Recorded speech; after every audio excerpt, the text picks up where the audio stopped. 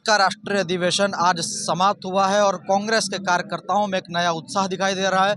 बहुत सारी बातें जो कांग्रेस को आगे चल के मदद करेगी उस चीज़ों पर चर्चा की गई है, विमर्श किया गया है। तब मेरे साथ हरियाणा के पूर्व गृह मंत्री वीरेंद्र चौधरी जी हैं, उनसे बात करते हैं और जानने का प्रयास करते हैं कि किस तरह के निर्णय लिए गए हैं। जी सर, किस तरह की बातें की गई इस अधिवेशन में, खास करके गुजरात में 64 सालों के बाद ये अधिवेशन हुआ, कितने ऐतिहासिक था और किस तरह का कार्यकर्ताओं को और जो एआईसी के डेलीगेट थे उनको ऐतिहासिक तो ये मान के चलो कि 1964 के बाद बहुत 60 साल से भी ज्यादा समय के बाद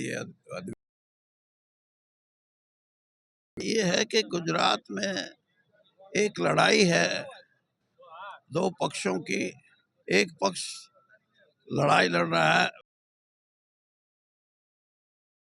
जो प्रजातंत्र है, पार्लियामेंट्री डेमोक्रेसी है उसकी, और दूसरी सही तौर पे ये ऐलान किया गया कि हम या जो 2027 में आएगा चुनाव है, उस चुनाव तक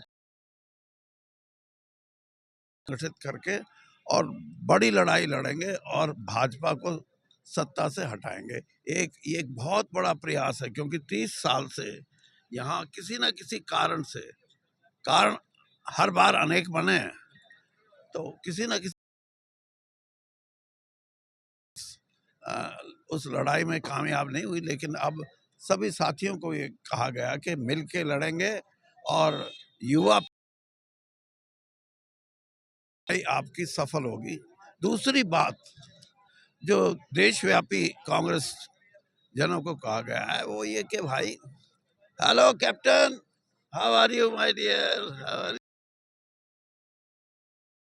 तो उनको ये कहा गया कि आप जिला कांग्रेस कमेटियां जो हैं, डिस्ट्रिक्ट कांग्रेस कमेटी, उनको जो कि किसी संगठन में होती है वो देंगे और वो संगठन, उस वजह से संगठन में लोग भी जुड़ेंगे और लोग अपनी भागीदारी को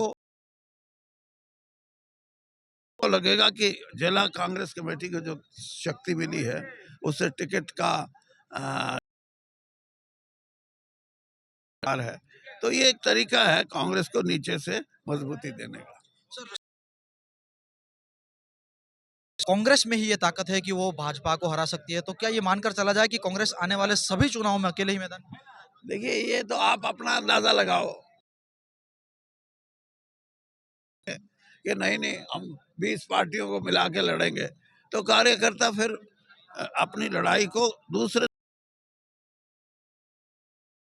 कि कांग्रेस के अलावा किसी दूसरी पार्टी का कोई है नहीं, इसलिए कांग्रेस मिलके लड़ेगी यहाँ,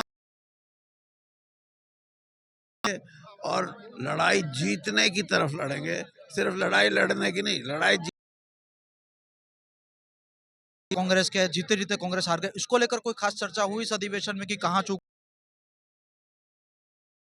तो है ही कि कांग्रेस का संगठन मजबूत होना। हरियाणा में तो संगठन था ही नहीं,